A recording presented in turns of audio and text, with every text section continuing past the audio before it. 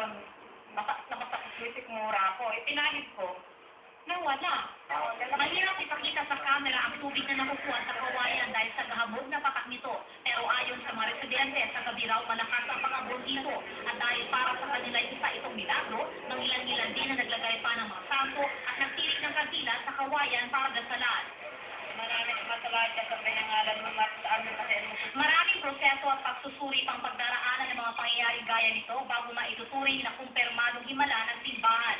Pero para sa mga dumadayo sa kawayang ito, sapat na binago nito ang kanilang mga buhay.